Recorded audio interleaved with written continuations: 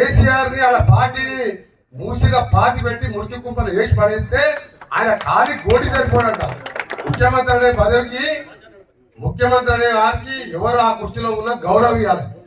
కేటీఆర్కి ఎంత అహంకారం అంటే ముఖ్యమంత్రి పట్టుకొని ఖాళీ గోటి అంటాడా?